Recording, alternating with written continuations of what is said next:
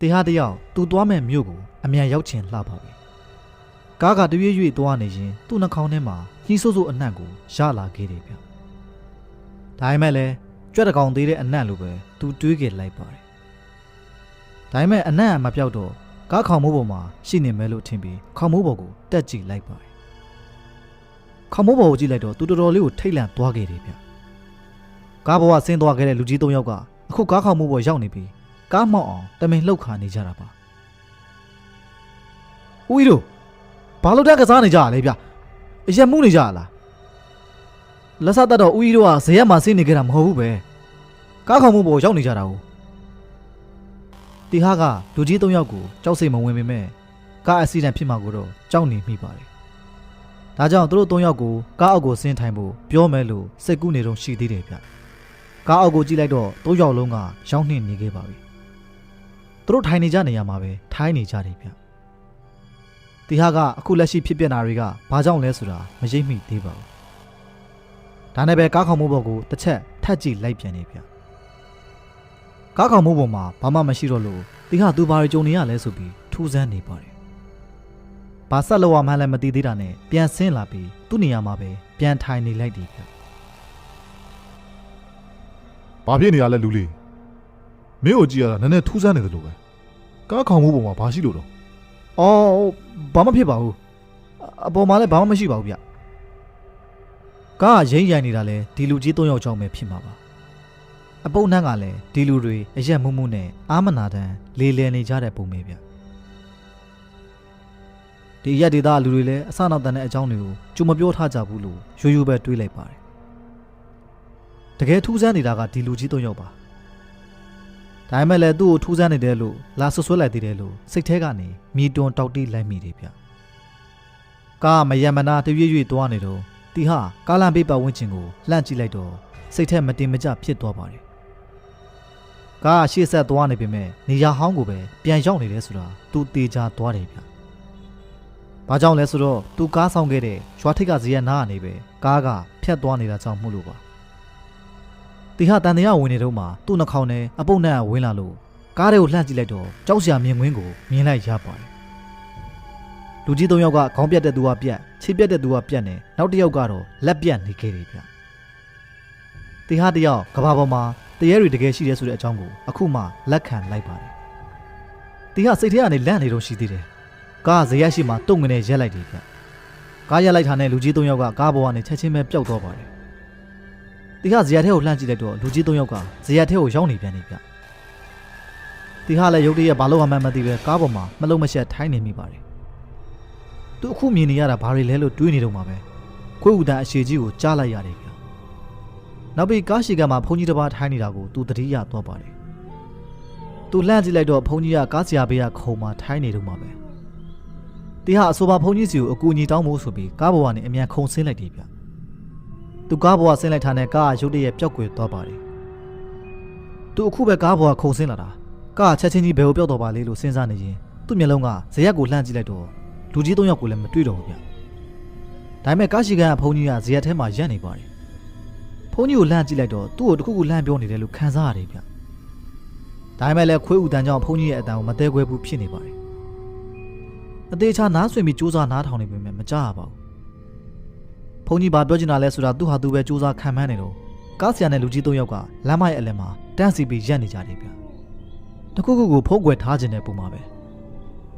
ဘဝအသစ်ကိုကူးပြောင်းမှုတကားရဲ့အလဲကိုရောက်လာပြီတကားရဲ့ဘဝအသစ်ကိုကူးပြောင်းမှုတကားရဲ့အလဲကိုရောက်လာပါပြီတကားရဲ့တီဟာကဘုန်းကြီးရဲ့နှခမ်းလှုပ်ထားကိုကြည့်ပြီးအတိတ်ပဲကောက်ပြီးတာနဲ့အချိန်နဲ့လာတဲ့ကားတစ်စီးကသူ့ကိုအနောက်ကနေဝင်တိုက်သွားခဲ့ပါတယ်အချိန်ပြင်းပြင်းနဲ့အတိုက်ခံရတာကြောင့်တီဟာအဝေးကြီးကိုလွင့်စင်သွားပေမဲ့ချက်ချင်းမသေးသေးဘူးဗျ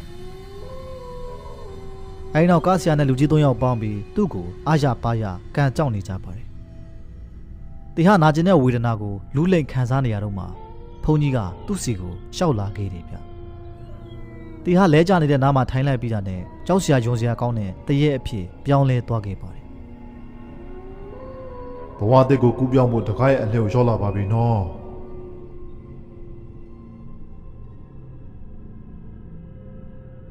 ဘုန်းကြီးတစီရဲ့စကားဆုံးတာနဲ့တရက်အကုန်လုံးပျောက်ကွယ်သွားပြန်ပါတယ် အဲ့ဒီအချိန်မှာပဲတီဟာတတိသိမ့်မရှိတော့ပါဘူး ကျုံမင်းကိုတိုက်တက်ဖို့မရည်ရွယ်ပါဘူးကွယ်မင်းဘယ်လိုရောက်လာမှန်းကိုမသိလိုက်လို့ပါမင်းကိုတကယ်မမြင်ရတာပါကွယ်မင်းဘယ်ရောက်လာတာလဲမင်းအတွက်ကုသိုလ်ကောင်းမှုလုပ်ပေးပါမယ်လို့ခရီးပေးပါတယ်ကျုပ်ခွန်းလို့ပါကွယ် ကားဆရာလည်းလူတိုက်မိသွားတာကြောင့်ကားကိုအမြန်မောင်းပြေးသွားခဲ့ပါတယ်တီဟာကတော့တကိုယ်လုံးအတွင်းကျနေပြီးအယိုးတွေတော်တော်များများကျိုးကုန်တော့တယ်ဗျပြောရရင်တော့အသေးစိုးနဲ့မရှုမလှတေးသွားရတာပါပဲမနက်မိုးလင်းမှကျော်စိုးကသူ့ရဲ့အချစ်ဆုံးတငယ်ချင်းမတော်တဆဖြစ်ပြီးတေဆုံးတာကိုသိလိုက်ရလို့ဖြေမစင်နိုင်ဖြစ်နေရှာပါတယ်မနက်6 နာရီကားနဲ့မှသွားဖို့မင်းကငါအတန်တန်ပြောခဲ့တယ်ကွာမင်းကငါ့ကိုမယုံဒီလိုမဖြစ်သင့်ကွာတငယ်ချင်းဟာနောက်ဘဝကျရင်တငယ်ချင်းပြန်ဖြစ်ကြစို့နော်ကောင်းရမွန်ရရောက်ပါစေတငယ်ချင်းညတော့ကအဖွားရဲ့စကားကြောင့်ကျော်စိုးတီဟာကိုရှားဖို့ထွက်လာတော့ဇရက်ပေါ်မှာအိပ်ပျော်နေတဲ့တီဟာကိုမမြင်ရအောင်လို့မကောင်းဆိုးဝါးတွေကတမင်ဖုံးကွယ်ထားခဲ့ကြတာပါဒါကြောင့်တီဟာည7 နာရီကားနဲ့မြို့ကိုသွားပြီလို့ပဲသူတွေးလိုက်မိတာဖြစ်ပါတယ်တီဟာဘာကြောင့်အိပ်ပျော်သွားရလဲဆိုတော့တရေ9 ယောက်လုံးကသူ့မျက်ခုံဆင်းသွားအောင်တမင်အိတ်ငွေချလိုက်ကြလို့ပါပဲဒါကြောင့်တီဟာည7 နှစ်မှနိုးလာပြီးတစီရီစီးတဲ့ကားနဲ့ကွက်တီကြုံလိုက်ရပါတယ်တကယ်တော့ဒီရွာထိပ်ကဇရက်လေးကအစ်စ်ထပ်ဆောက်ရတာအချိန်ပေါင်းမနှဲတော့ပါဘူးလွန်ခဲ့တဲ့နှစ်ပေါင်းများစွာကဒီဇရက်မှာကြီးမားတဲ့အက်ဆီဒန့်တစ်ခုဖြစ်ခဲ့ဘူးတယ်ဗျကားကဇရက်ကိုဝင်တိုက်မိပြီးကားပေါ်မှာပါတဲ့လူ9 ယောက်လုံးပွဲချင်းပြီးတေဆုံးသွားခဲ့တာပါကားဒရိုက်ဘာနာမည်ကဦးငင်းချမ်းနေဗျပုံမှန်အချိန်ဒီမှာအတောက်စားရှိပေမဲ့ကားမောင်းချိန်မှာတော့အရက်တောက်လေးမရှိပါဘူးတနေ့တော့ဦးငင်းချမ်းထီဆူကြီးပေါက်လို့တငယ်ချင်း 3 ယောက်ကိုခေါ်ပြီးအရက်သွားတောက်ခဲ့ကြပါတယ်အပြန်လမ်းမှာတငယ်ချင်းတစ်ယောက်ကသူ့ဘေးမှာထိုင်ပြီးကျန် 2 ယောက်ကကားနောက်ခန်းမှာထိုင်ကြတယ်ဗျအဲ့နောက်လမ်းမှာဘုန်းကြီးတစ်ပါးကားလမ်းတာတာကိုမြင်လိုက်ရပါတယ်အစတော့ဦးငင်းချမ်းကကားရက်မပေးဘဲနဲ့ကြောသွားဖို့ပဲစိတ်ကူးထားတာပါဒါပေမဲ့သူ့ဘေးမှာထိုင်နေတဲ့တငယ်ချင်းကကားရက်ပြီးဘုန်းကြီးကိုအကျိုးအကြောင်းမေးဖို့အကြံပေးတာကြောင့်ကားကိုရပ်လိုက်ပါတယ်ဘုန်းကြီးကဦးငင်းချမ်းတို့ရက်ကွက်နာဘုန်းကြီးကျောင်းမှာကိစ္စလေးတစ်ခုရှိလို့သွားရမယ်အကြောင်းပြောပြတော့ဘုန်းကြီးကိုကားကြုံခေါ်တင်လိုက်တယ်ဗျသူ့ဘေးကတငယ်ချင်းကိုလည်းကားနောက်ခန်းကိုပြောင်းထိုင်ခိုင်းလိုက်ပါတယ်ဦးငင်းချမ်းကမူးနေပြီမို့ကားကိုငိမ်ညောင်းနေအောင်မမောင်းနိုင်တော့ပေမဲ့လမ်းဘေးထိုးမကြအောင်တော့ကြိုးစားမောင်းနေတော့မှာပဲဒီညတိုက်တိုက်ဆိုင်ဆိုင်လောက်ွယ်ညလည်းဖြစ်တာကြောင့်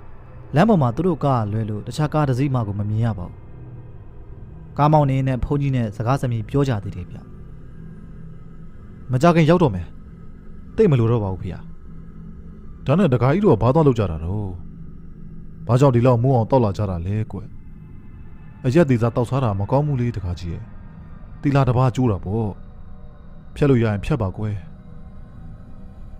တပည့်တော်ဆုံးမစရာမလိုပါဘူးအစိုးကောင်းနေကုန်လုံးတပည့်တော်အကုန်တီးပြီးသားတပည့်တော်မတောက်ထားပြီးကြားလှပြီအခုထီဆွေးပေါက်လို့တငယ်ချင်းတွေကိုပြုစုပြီးတော့အပြန်မှာအရှင်ဖျားနဲ့စုံတာဖျားတပည့်တော်ကန်နေကောင်းနေလိုက်တာဒီလိုဆွေးတစ်ကြိမ်မှမပေါက်ခဲ့ဘူးထီဆွေးပေါက်တယ်ဆိုတော့ငွေတွေအများကြီးရမှာပေါ့တခါကြီးရလာတဲ့ငွေတွေကတနေ့ကျရင်အကြောင်းတစ်ခုအကြောင်းကုန်ရမယ်ဝင်လန်းရှိရင်ထွက်လန်းရှိတယ်ဝင်လန်းရှိရင်ထွက်လန်းရှိတယ်လေလားဘာတွေပြောနေရလဲအရှင်ဖေ။တပည့်တော်နားကိုမလဲဘူးဒါဆိုကိုတော်ပြောပြမယ်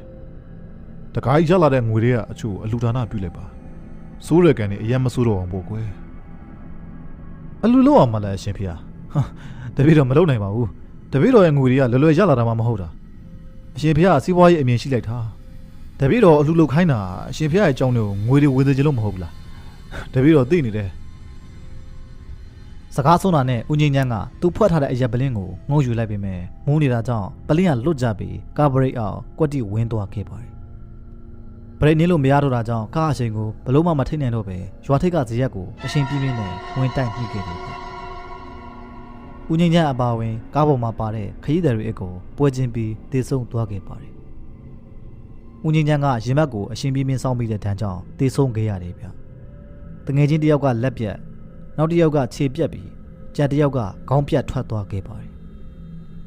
အတွင်းကြည့်တဲ့ဒဏ်ရာအပြင်သွေးထွက်လဲလွန်ကုန်တာမို့တငယ်ချင်း 4 ယောက်စလုံးကားပေါ်မှာတင်တေဆုံးသွားကြတယ်ဗျ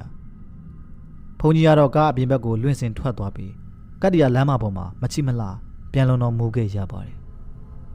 အဲ့ဒီနေရာကတော့တေဟတေဆုံးခဲ့တဲ့နေရာပါပဲ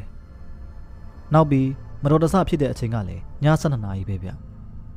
ဒီကိစ္စဖြစ်ပြီးတဲ့နောက်ပိုင်းရွာသားတွေကအလိုလိုအမျှဝေပေးပြီးမကြွမလွတ်တဲ့ဝိညာဉ်တွေနေဖို့ဇရက်နေရာဟောင်းနာမှာနတ်ကွန်းလေးစောက်ပေးခဲ့ပါတယ်ဘယ်သူမှတော့ဒီနတ်ကွန်းကိုမကိုးကွယ်ရဲကြပါဘူးဒီနေရာမှာလည်းဘယ်သူမှပရိတ်လာမရွရဲကြဘူးဗျ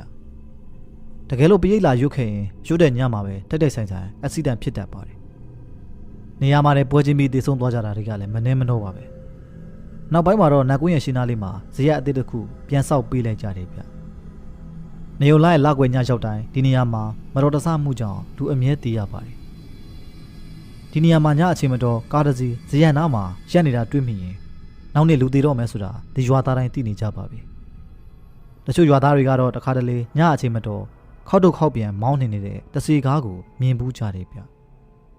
တချို့ကတော့ကားခေါင်မှုဘဝကနေကားကိုလှုပ်ရမ်းနေတဲ့တရေသုံးကောင်ကိုတွေ့ရတတ်ပါတယ်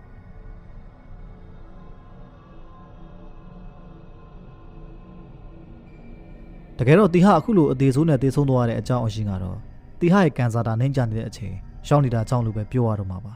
။ဘာကြောင့်လဲဆိုတော့တီဟာကကျော်စုအလာကိုစောင့်နေရင်နတ်ကွန်းနာမှာအပေါ်သွားလိုက်မိတာကြောင့်ပါ။ဒီကောင်ကွာကြားလိုက်တာမအောင်နိုင်တော့ဘူး။ဒီနေရာမှာပဲပေါက်လိုက်တော့မယ်